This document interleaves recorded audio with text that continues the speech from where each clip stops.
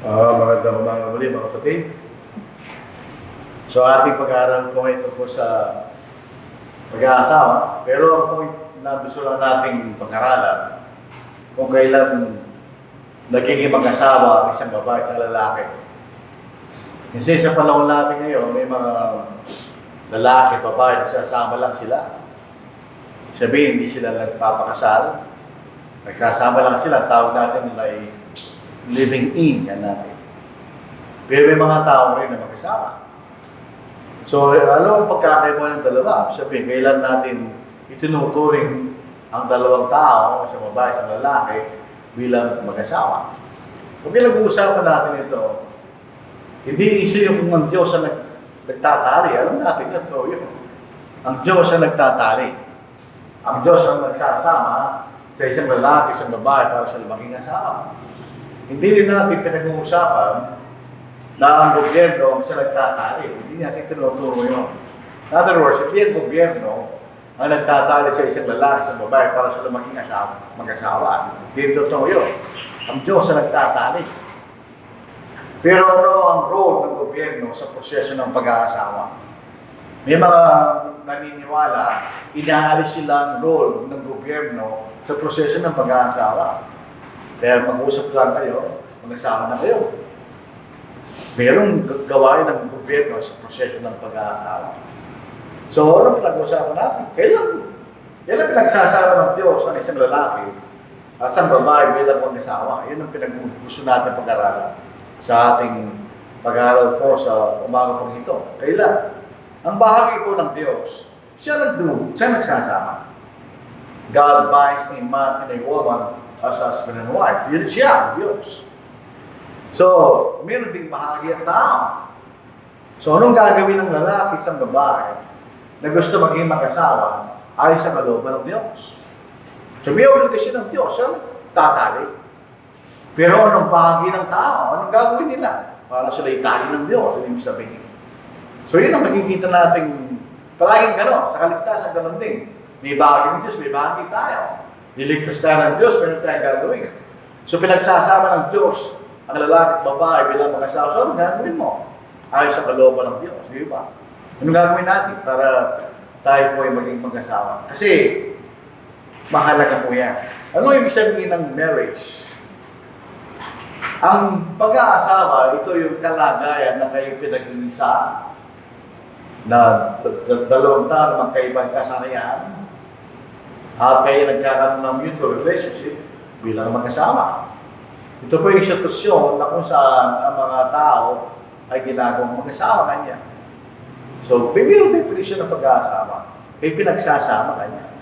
Hindi siya lalaki, sa babae, nagsasama sila kanya. Nagkaroon sila mutual relationship. Kaya sinasabi sila yung magkaisa. So, yun po yung definition sa dictionary. So, ang marriage mo talagang kahulugan yan, yung process of uniting, yung pagsisimula, at yung resulta ng kanyang pagkakasama. So, pag kayo nagsumpaan, kayo mag-asawa, pagkatapos nung kayo mag-asawa na. So, as we pinag-uusapan, kumusta yung pagkakasama nyo? Hindi natin pinag-uusapan yung kasal nyo, hindi. Kung hindi yung buhay nyo bilang mag-asawa. So, nagsisimula kayo, mayroong buhay nyo. So, pinagsasama kayo, tapos kayo nagsasama. At ito tinatawag na marriage yun. Yung proseso na kayo pinagsasama, at yung buwan ng inyong pagsasama kanya. Tinatawag na pag-aasawa yun. So, depende sa context. Kailan kayo naging mag-asawa, yun, hindi pala nag-usapan yung kung kailan kayo nagpakasal. Pero, kumusta yung pag-aasawa nyo? Yung buhay niyo yung pinag-uusapan to. So, yung simula at yung bunga, parang tinatawag ng marriage yun, mga kapatid. Kaya kung may asawa ka, ikaw ay nasa relasyon ng pagiging mag-asawa. So, kailangan ng lalaki ba ay mag-asawa? Yun ang gusto natin sagutin. Hanapot tayo mababasa isang talata sa Biblia. Kung sinasabi, ito ang proseso ng pag-aasawa, wala. Katulad din naman ng kaligtasan. Wala tayo isang talata na sinasabi doon ng lahat ng gagawin natin para tayo maligtas. Hinahanap natin lahat ng talata na sinasabi ng Biblia tungkol sa kaligtasan. So, hanapin din natin ang lahat ng talata sa Biblia na pinag-uusapan na yung proseso kung paano kayo magiging magkasama. Pero talaga, ang Biblia di sa encyclopedia. Nung titigyan mo sa letter of marriage, sasabihin nila lahat, hindi. Hahanapin mo sa bawat pahina ng Biblia, sinasabi kung paano tayo pinagsasama ng Diyos bilang mag-asawa. So, ano po yung elemento ng pag-asawa? Number one, meron kayong intensyon at kasunduan. Kahit tayo partner sa pa rin, meron ka pa rin kayong kasunduan. Pwede kang ayaw o gusto mo, di ba? So, meron intention and agreement. Yung kung iiwan mong ama, willing kang iwan mo yung ama nila, at pakisama ka sa iyong asawa ng babae, ay nagpapakita ng intensyon at kasunduan na kayo maging mag-asawa. Di ba? Meron kasama yun. Pangalawa, yung betrothal, yung willingness at magkasundo bilang mag-asawa. Doon sa ating modernong buhay, yung tinatawag natin engagement. Pagka na kayo engaged to be married, ano yung ibig sabihin no? You are willing to get married. Otherwise, ba't kayo mag-engage? Sa Old Testament, yung betrothal ay mayroong mas legal na paraan. Sabihin, pag kayo betrothed, kayo tinutuloy ng mag-asawa, pero hindi kayo pwede magsama. Kaya sa Matthew chapter 1, verse 18, na matagpuan ni Joseph na si Maria ay buntis. Tinawag niyang asawa si Maria, pero hindi pa sila nagsasama. Basahin natin. Ganito ang pagkapanganak kay Kristo ng si Maria na kanyang ina ay nakatagtang kasal kay Jose bago sila magsama. Si Maria nung kasal nagdadalang tao sa pamamagitan ng Espiritu Santo. Tingnan verse 19. Si Jose na kanyang asawa. So under the Old Testament, pag kayo betrothed, kayo tinuturing mag-asawa, pero hindi kayo pwede magsama. Sabihin, may yung gap, yung betrothal, doon sa actual na wedding ceremony, na doon pala kukunin ng lalaki yung kanyang kasintahan para siya na maging mag-asawa. So yun, kasama po yun. At pangatlo, ito isang covenant. Dito sa Malakay, chapter 2, verse 14, sinasabi sa atin ang pag-aasawa ay isang covenant.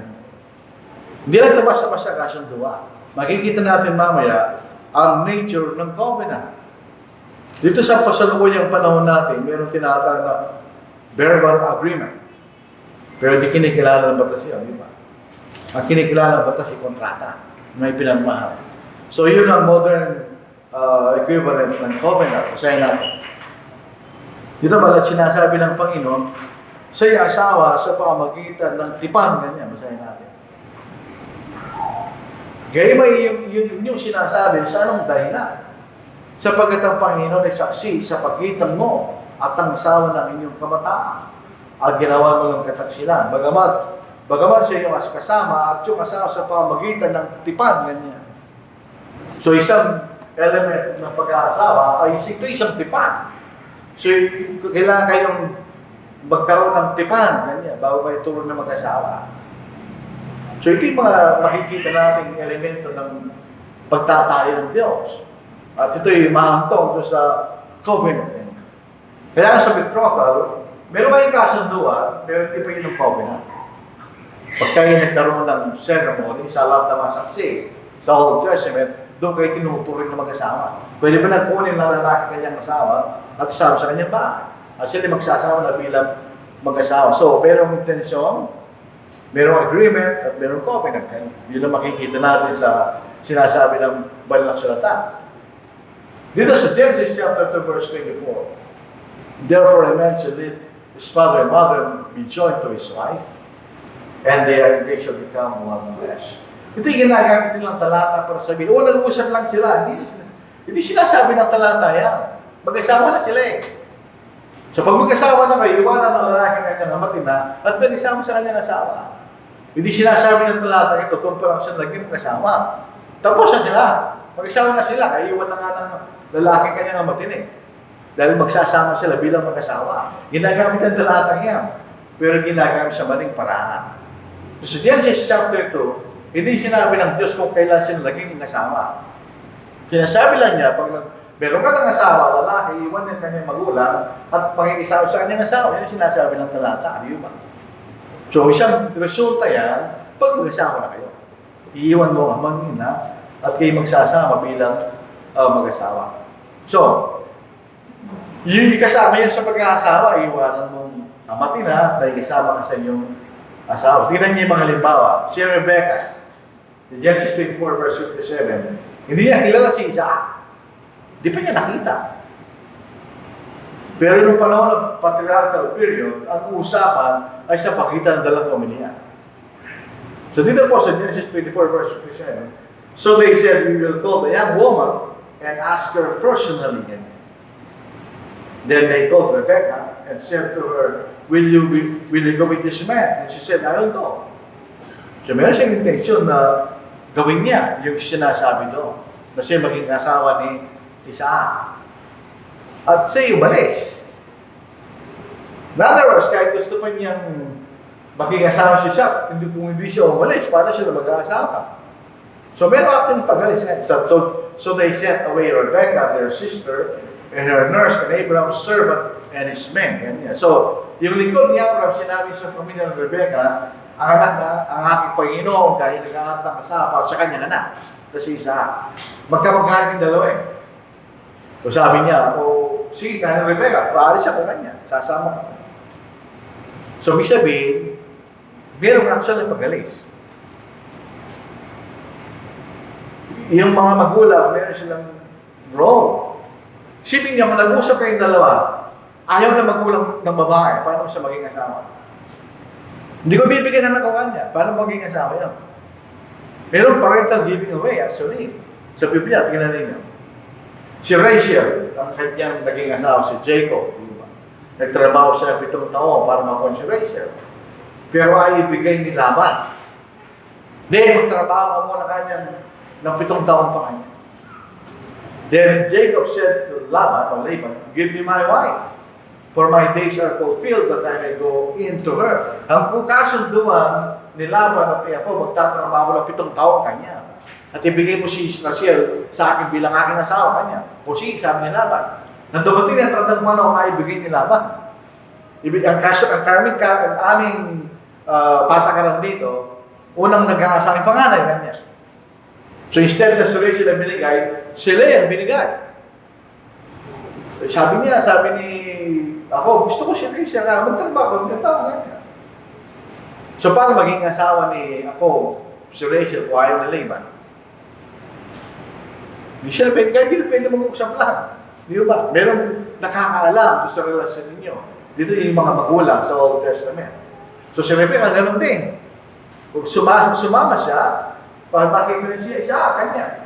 Dito sa Genesis 24, verse 51 to 60. Here is Rebecca before you. Take her and go, and let her be your master's son's wife. So alam na Rebecca, alam din ang magulang ni Rebecca, as the Lord has spoken. Then they called Rebecca and said to her, will you go with this man? And she said, I will go. So they sent away Rebecca, their sister, and her nurse, and Abraham's servant, and his men. And they blessed Rebecca and said to her, our sister, may you become the mother of thousands, of 10,000, and may your descendants possess the gates of those who hate them. So alam ni Abraham, alam na pamilya Rebecca. So nag-usap na siyang dalawa. Hindi nga sila nag-usap eh. Hindi sila magkakilala. Nung nakarating si Rebecca at yung alipin ni Abraham sa lugar nila, doon pala nakilala ni Rebecca si Isaac. Pero nagkakaintindi na sila, bakit? Alam na nila yung sitwasyon. Sinabihan na si Abraham si Isaac, yung darating na babae kasama natin, yun ang maging kasama. Merong parental giving away sa Old Testament. Sa 1 Kings chapter 7, verse 38. But if any man thinks he is behaving improperly toward this virgin, so meron siyang anak na dalaga kanya, if she is past the flower of youth, matanda na ito. Sa ating modernong batas, pag lumabas ng 18, etc., pero pag hindi pa hindi siya pwede. Saka ito, lampas na ito eh. If she is past the flower of youth, may control pa rin yung magulang niya, di ba? Kung ayaw ng ama, wala nang magagawa. And thus, it must be, let him do what he wishes. He does not sin, let them marry. So, then he who gives her in marriage does well, but he who doesn't give her in marriage does better. Dahil may problema ng panahon na yun, na kung magkakasama, magkakaroon ng problema. So, tingnan ninyo, dito, tatay siya na may anak na dalaga na matanda na. Papayaw mo kanya mag-asawa, bigyan mo siya kanya. So, kung sitwasyon na ito, yung babae yun, na matanda na, nakiusap niya sa lalaki, kung mag-asawa na tayo, paano hindi papayagyan ng tatay niya? Paano mo siya maging asawa? O yung sinasabi nila, palpak, hindi ba? Meron, hindi lang sila nakakaalam. Dito sa New Testament, Old Testament, may pakilang magulang. Meron siya ng pakilang, ayaw na, wala kang magagawa kanya. Hindi na ibibigay namin ako sa iyo. Tignan ninyo sa New Testament at Old Testament. So, merong giving away. Yun ang sa wedding ceremony, binibigay ng magulang yung anak niya. Kung ayaw nila, meron ka magagawa. Wala na magagawa ng gobyerno kung ayaw na magulang. Ayaw namin kanya. Hindi na ibibigay sa tao yan. Wala siyang magagawa. So, merong agreement. Dapat merong talagang malinaw na usapan tungkol sa relasyon na yun. So, yung betrothal ang sinasabi. Yun ang engagement. Pag yung betrothal, you have agreement to be married. Usap kayo, gusto natin maging mag-asawa na. Hindi pa kayo mag-asawa. Kaya modern natin definition ng engagement o sa Biblia, sa Old Testament, hindi pa rin kayo mag-asawa. Tingnan ninyo. Now, Jacob loved Rachel, so he said, I will serve you 7 years for Rachel, your younger daughter. And Laban said, it's better that I give her to you than that I should give her to another man. Stay with me. So meron na sila agreement na bibigyan niya si Rachel bilang asawa niya. So Jacob served 7 years for Rachel and they seemed only a few days because of the love he had for her. So meron na silang betrothal. O sige, bibigyan ko siya bilang asawa ng kanya. Pwede pa siya mag-asawa, di ba? Kailangan ibigay na ako si Rachel bago sila maging mag-asawa. So yun po makikita natin. So Genesis 21, verse 29, verse 21. Pagkatapos na pitong taon, then Jacob said to Laban, give me my wife. Ang tawag niya kay Rachel. Wife, pero hindi siya nagsasama. For my day shall fulfill that I may go into her kanya. Para masipigin ko na siya kanya.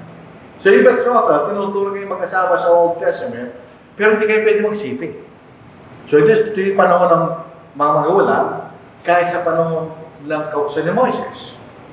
Ang ibig sabihin betrothal, we are legally equivalent to marriage but not the same. Tinikilala kayo ng lipunan ng mag-asawa, pero hindi kayo pwede magsiping. Tingnan po natin matalata. Sa Matthew 8, 1 verse 18, now the birth of Jesus Christ was as follows, after his mother Mary was betrothed to Joseph before they came together. So pag kayo betrothed or in case hindi kayo pwede magsama, di pa sila nagsiping. Pero pag nagkasala, sino man sa inyo, nung pangangalo niya, papatayin pa rin kayo. Bakit? You are legally tinitin na kayo bilang mag-asawa. Kaya lang, hindi pa rin kayo pwede magsama bilang mag-asawa. So 1:19, then Joseph, her husband, being a just man, tawag kay Joseph, husband kanya. Pero hindi sila nagsisiping. Dahil sila betrothed pa lang, hindi pa sila kasal. Kaya mayroong wedding sa Canaan, di ba? Pagka nagpakasal kayo, doon pa lang sa pwedeng kunin para masipingan mo siya bilang asawa mo kanya. Kaya yung makikita natin. Then Joseph, being aroused from sleep, did as the angel of the Lord commanded him and took to him his wife. Doon pa lang siya nagpakasal. And did not know her till she had brought forth her firstborn son, and he called his name Joseph. So yung betrothal, sila engaged, pero di pa sila kasal. So magpapakasal muna sila bago sila talagang magkaroon ng pamumuhay bilang mag-asawa. Yun ang sa kautusan ni Moises. Tingnan niyo sa Deuteronomy chapter 22.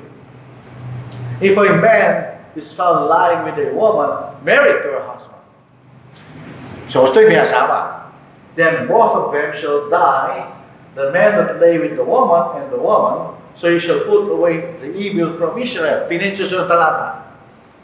If a young woman who is a virgin is betrothed to a husband, ganyan. Bilang pagkakaibigan, betrothed to sa married, di ba? And a man finds her in the city and lies with her, papatayin din sila dalawa. Papatayin yung lalaki, hindi babae. Pero may pagkakaiba, ito yung dalaga, pero siya engaged to a husband, ganyan. Yung isa, may asawa na siya.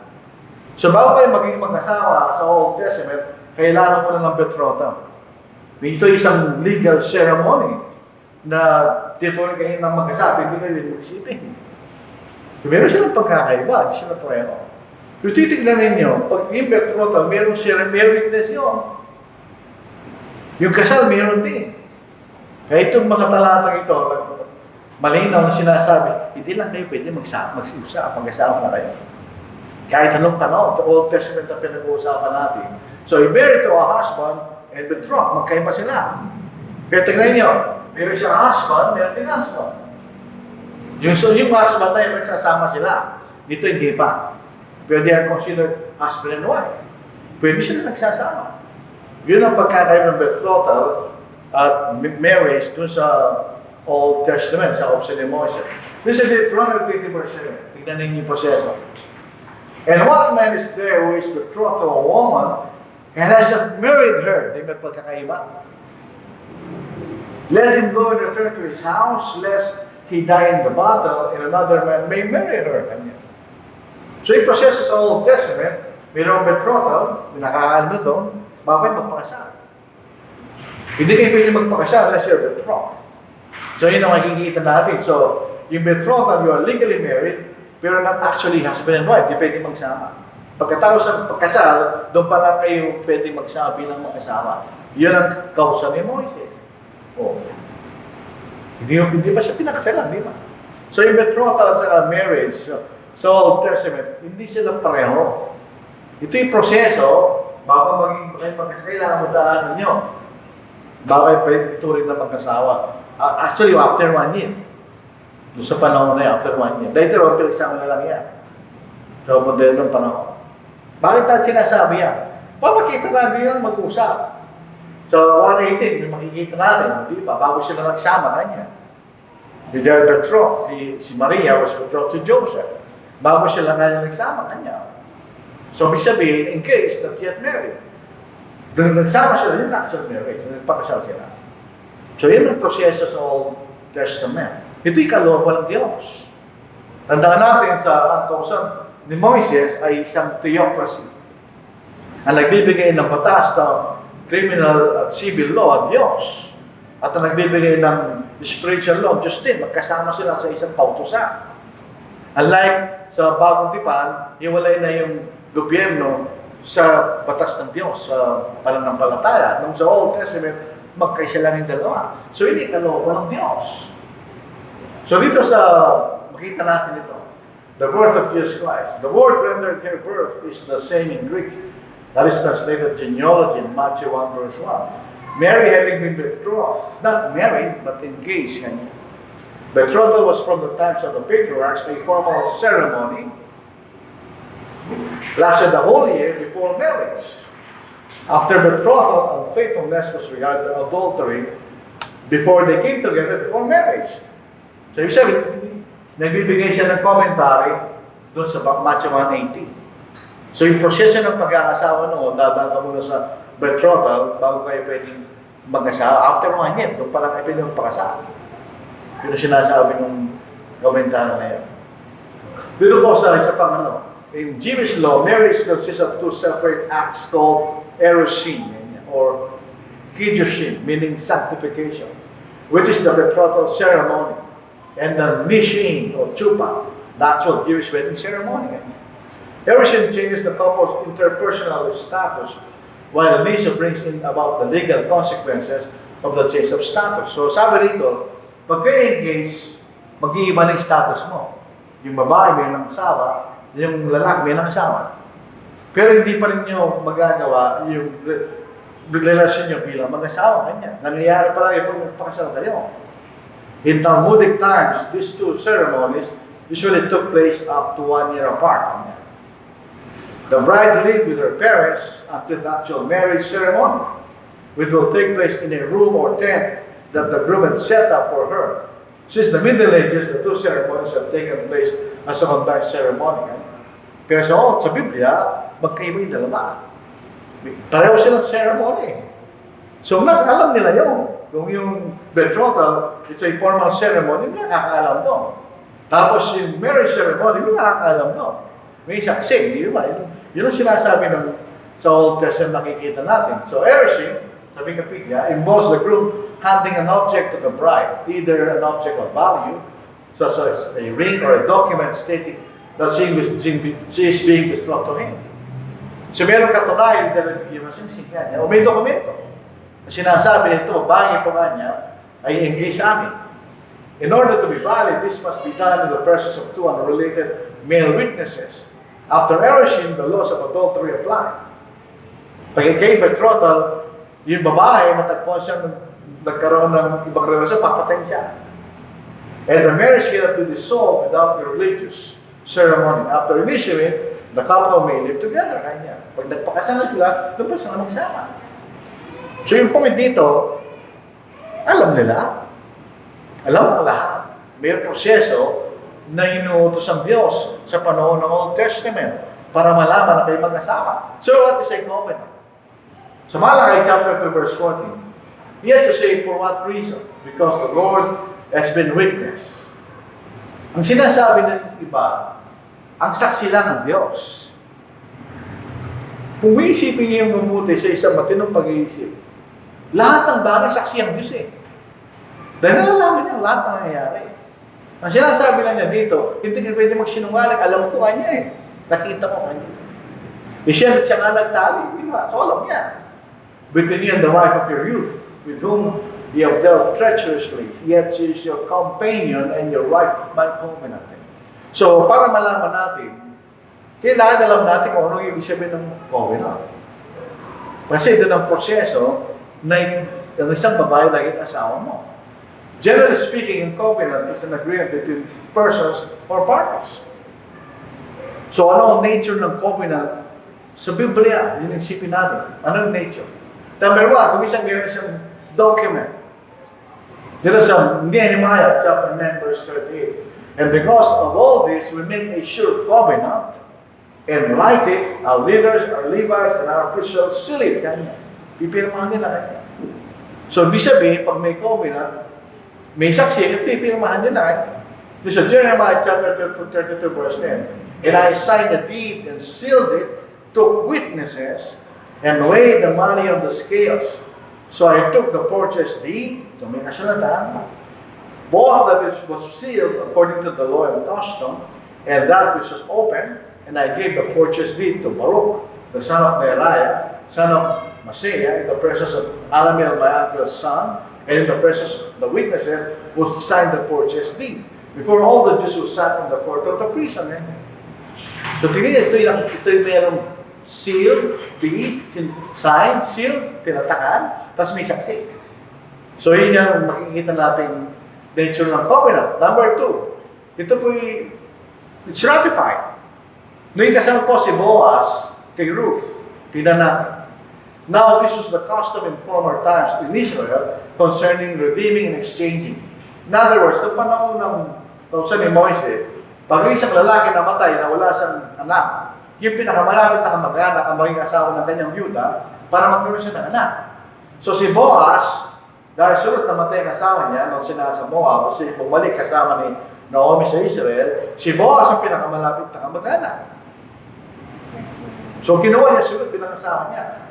One man took off his sandal and gave it to the other, and this is a confirmation in Israel. And therefore the close relative said to Boaz, buy it for yourself. So he took off his sandal, and Boaz said to the elders and all the people, you are witnesses this day that I have bought all that was Elimelech's and all that was Chilion's and Mahlon's from the hand of Naomi. Moreover, the root of Moabitess, the widow of Mahlon, I have acquired as my wife, to perpetuate the name of the dead to his inheritance, that the name of the dead may not be cut off from among his brethren and from his position at the gate. You are witnesses this day. May witness, di ba? Nung kinuha ni Boaz, si Ruth, bilang kanyang asawa, ayon sa kautusan ni Moises, may saksi.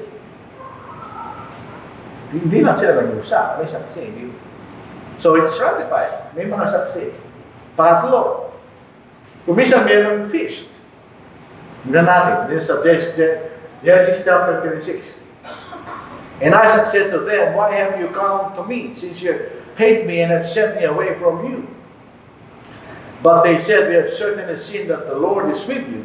So we said, let there now be an oath between us, between you and us, and let us make a covenant with you, that you will do us no harm, since we have not touched you, and since we have done nothing to you but good, and have sent you away in peace, you are now the blessed of the Lord. So he made them a feast, and they ate and drank.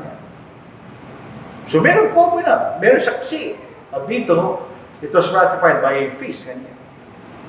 Pangapat, makikita natin. Ratified by a monument.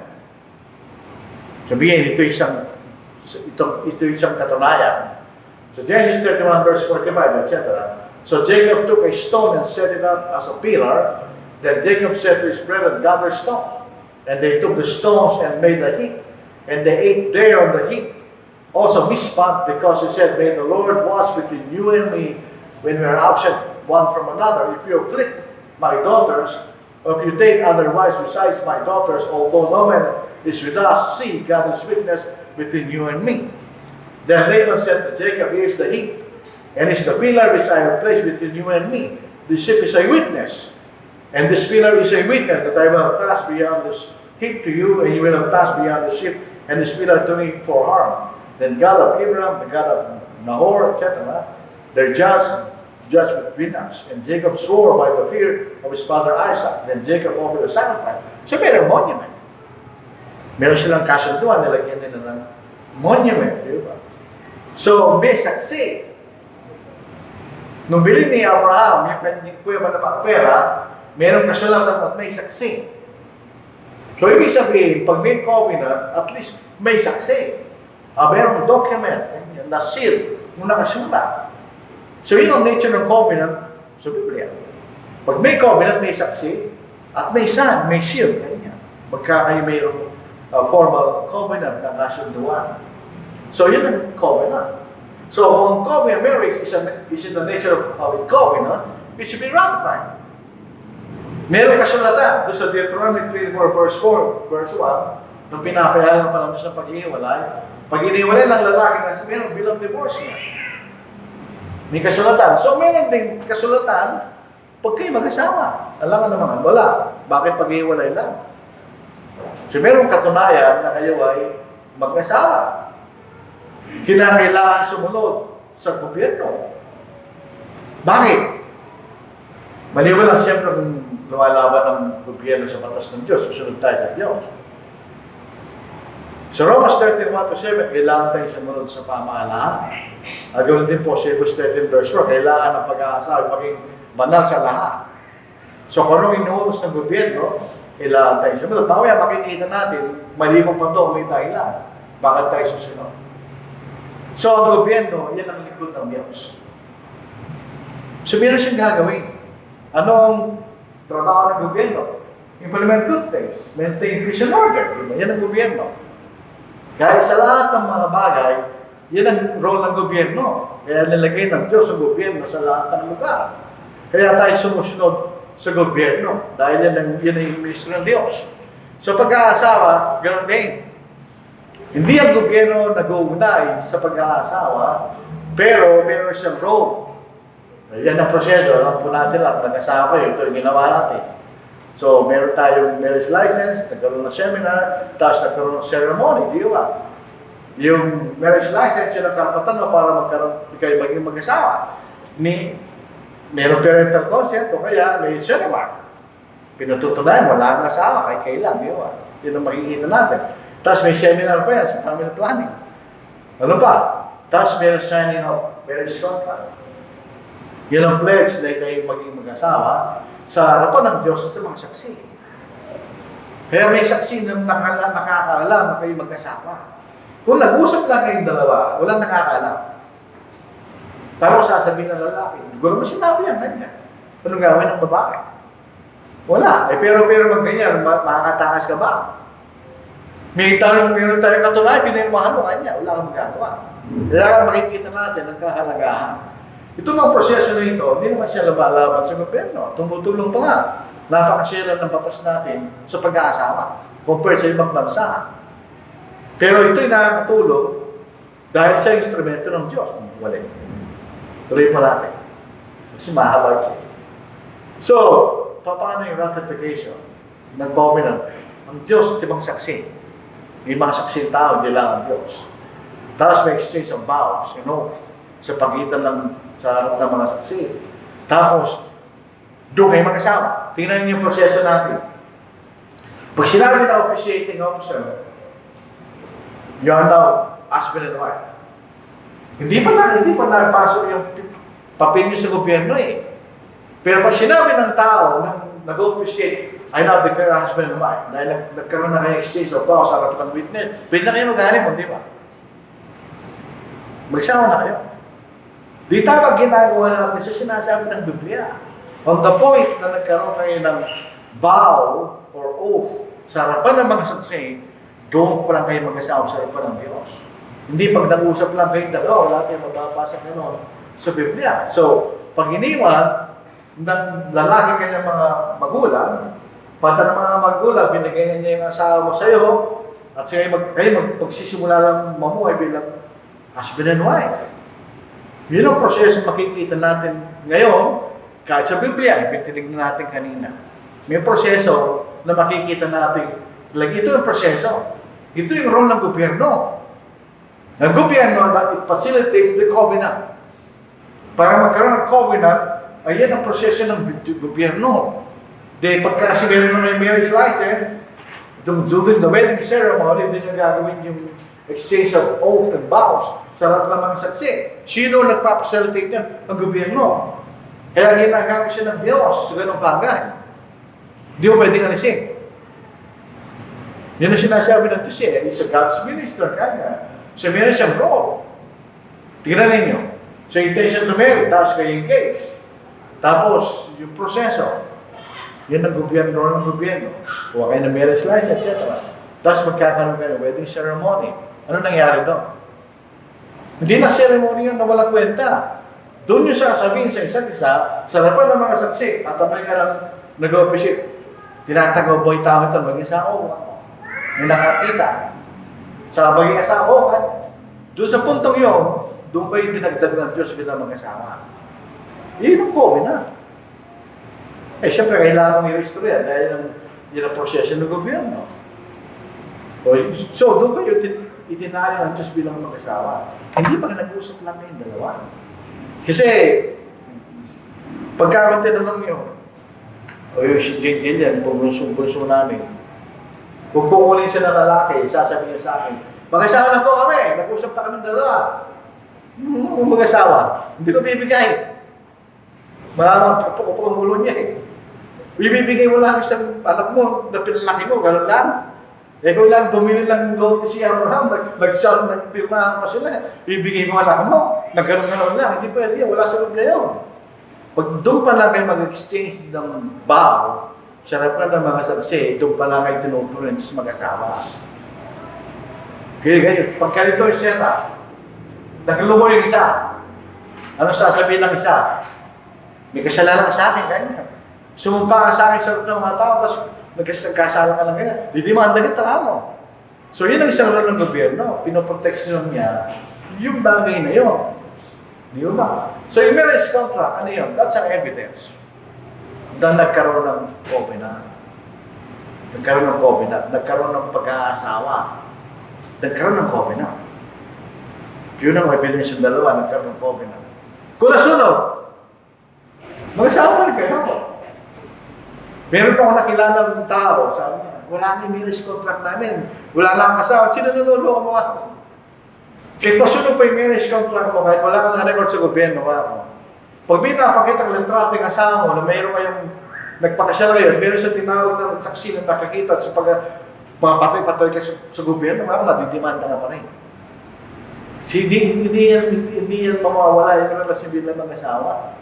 Pwede mo i-reconstruct yun na kayo naging mag-asawa. Pero yung evidence, yung nagkaroon ng yung marriage contract nyo. Ibig sabihin, talaga nagkaroon ng pag-aasawa. So, pagka tayo nag-submit, ito yung protection. Aside from the, say, facilitator ng covenant, ang ginagawa ng gobyerno, inaayos niya, pinoprotection na niya yung marriage relationship. At ganoon din yung mga anak ninyo. Meron sila protection sa gobyerno. Bakit? Where's God's minister to you for good? Hindi magulo. Eh kung walang ganang, magulo yun. Chaos yun. O ano, gusto ko yung asawa ng may asawa, kukunin ko siya. Ano katunayan? Wala. Eh pero mayroong protection ng gobyerno. Kaya meron tayong batas laban sa violation ng marital relationship. Pwede kang madimanda, mayroong makulong. Yun na yan siya kulong, yun yung kalooban ng Diyos. Sapagkat si ministro ng Diyos, ngayon nga, sa ikabubuti. So, marriage ceremony, sabi sa Hebrews 13 verse 4, marriage is honorable among all. Ganyan. So, ginagalang natin ang pag-aasawa ng mga tao. Ginagalang natin sila. And the bed undefiled, fornicators and adulterers, God will judge. So, kung alam natin na sila yung mag-asawa, we respect that. Meron tayong evidence na sila yung mag-asawa. Paano wala? Paano nag-usap lang silang dalawa? Paano natin malalaman mag-asawa at yung mag-asawa? So, di ko maintindihan yung ganong klaseng itinuturo ko, kapatid. Kahit anong isipin ko, di ko kaya tanggapin nyo. Tingnan ninyo, living together alone doesn't make a marriage. This is John chapter 4 verse 16. Jesus said to her, go call your husband and come here. Hindi niya kilala ng Panginoon ng babae yun. The woman answered and said, I have no husband. Jesus said to her, you have said, well, I have no husband, for you have had 5 husbands, and one whom you now have is not your husband. And that just spoke true. Ano pagkakaiba? Ano pagkakaiba ng lima doon sa isa? Bakit yung lima asawa niya, yung isa hindi? Hindi ba sila nagsama rin? Magsasama rin sila. Yung limang naging asawa, di ba sila nagsama rin sila. Bakit hindi sila pareho? Yung lima asawa niya, yung isa hindi. So there's something, di ba? Sa living together, hindi lang sapat yun. Meron pa kayong gagawin para kayo tanggapin na mag-asawa. So ito talatang ito, sinasabi sa atin, meron kang gagawin. Hindi lang magsasama kayo o mag-uusap kayo dalawa. Otherwise, walang pagkakaiba yung kasama niya ngayon doon sa limang asawa niya dati. Naman tayo, di ba? Kung walang ganong klaseng proseso. So, kapag tayo nag-live-in, sana niyo, walang covenant yun. Fornication po yung mga kapatid. Pag nagsasawa lang tayo. So, tingnan ninyo, ang ating Panginoon, nagantay silang wedding ceremony. Yun ay proseso sa Old Testament. Doon pala, pwede kunin na lalaki kanyang asawa, magsama sila. So, hindi lang ito private agreement ng dalawang tao na walang nakakaalam. Di yun, mga kapatid? So, yun ang makikita natin. So, ang pag-aasawa, meron siyang proseso. Meron siyang legal process.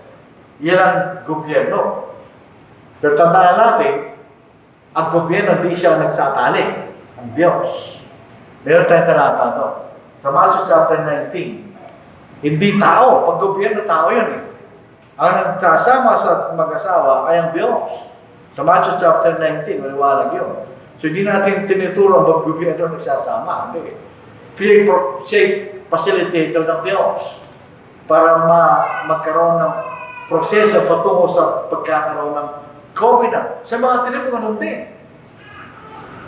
Kung mag-aalisin natin central government, sa mga tribo, ganun din.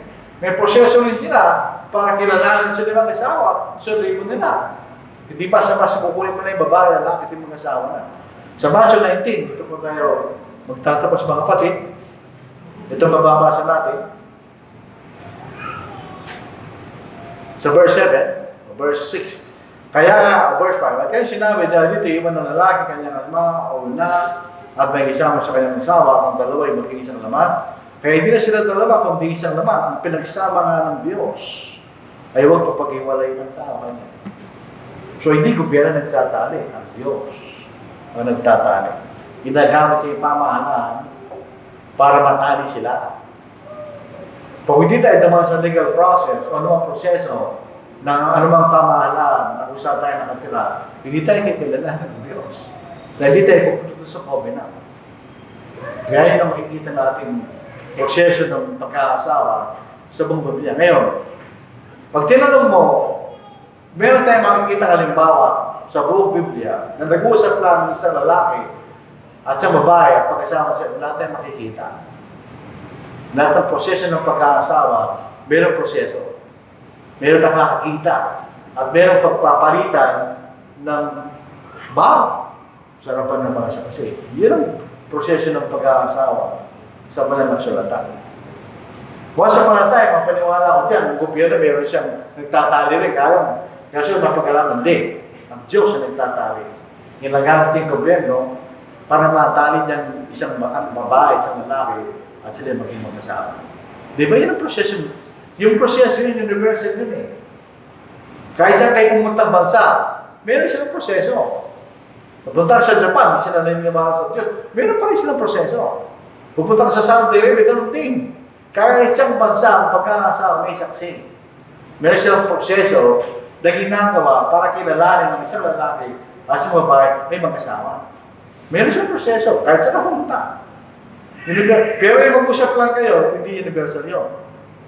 Universal ng bibig yun. Pwede ng pag-aasawa. Kaya ako po, kaysa ko dyan, mag-usap lang kayo. Practically speaking, hindi pwede. Hindi papayag ng isang magulang, lalo yung lalaki. Yung tatay niya, hindi papayag yun. Pagpupuging ang ulo ng lalaki pag ginawa niya yun. Hindi ka maging asawa, meron lang kung ganyan. Tumayo sa harapan ng mga saksi, kilalanin mo ang anak ko bilang asawa mo. Hindi ka makapayag. Pinalaki mo yun. Ginasusan mo, inalagaan po kung ilang lalaki gano'n. Pero pag tatali siya ng Diyos at may proteksyon sa gobyerno, payag ka. Kasi yan ang mapayapang paraan at maayos sa paraan ng Diyos. Ang Diyos may paraan, palagi mapayapa. Palagi siya may ginagamit. Sa kaligtasan, ginagamit yung mga aral, ginagamit yung nagbabaptismo, meron siyang ginagamit. Ganon din sa pag-aasawa, wala ka nang mawala. Ito ang isang pangalawang pinakamahalagang relasyon ng tao.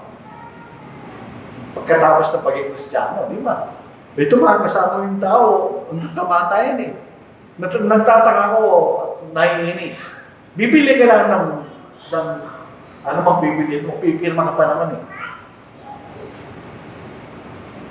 Binili mo lang yun. Bibili ka ng lote, pipirma pa ng kontrata. Tapos kuha ng asawa, walang gano'n. Mag-uusap lang kayong dalawa. From common sense point of view, nonsensical yun. Hindi pwede mangyari. Chaos yun mga kapatid. Gusto niyo subukan natin. Kung chaos yun, kasi pag sinabi, lalaki mag-i-receive niya, sasabihin ng lalaki, pag kasama na sa asawa niya, hindi ko naman sinabi yun. Sino saksi mo? Anong gagawin ng babae? Pero kung meron ganito, at ito sinasawa ng Biblia, wala kang takas. May saksi. At may proteksyon ng gobyerno. Wala kang takad dyan. Talagang you are committed hanggang buhay mo pag ipinasok natin ang relasyon ng pag-asa. Kaya ako natin tinuturo ito para pag-aralan niya. Pero kung 100%, hindi at walang sino man sa atin ng papayag na mag-usap lang kayo mag-asawa na kayo. Ano ang pagkakayaman niyo sa live-in? Ang sabi nila, ang live-in daw, wala naman daw silang commitment. Hindi totoo yun. May mga taong naglilibin, matanda na sila, naglilibin sila eh. Pero hindi natin masasabi yun. Na napaglibin kayo, wala kayong commitment. Ayaw lang magpakasal. Pero meron silang commitment. Minsan, nagkakaapo na kaya mga yan eh. Sabi niya, pagka-living, hindi sila nagmamahalan. Hindi rin totoo. Paano nalaman? Hindi rin totoo yun. Paano? Dito, hindi pinag-uusapan kung nagmamahalan kayo, hindi. Ito yung covenant. Pag pinasok mo yung covenant na yan, kinapikot ka, hindi. Wala kang magagawa. Kung mapikot ka, huwag kang magpakasal. Meron kang karapatan sa gobyerno, hindi ka pwedeng pilitin. Huwag ka pumasok doon. Pagka pumayag ka, meron kang consent. Wala ka na magagawa. So ito po ating mensahe po tungkol sa bagay nito. Sana maging maliwanag sa atin. Ingat po tayo kasi may tinatawag na fornication. Illicit sexual relationship kanya.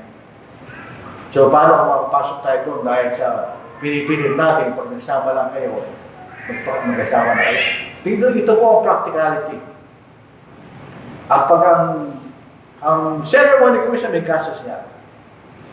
Kaya simple ceremony may kasos niya.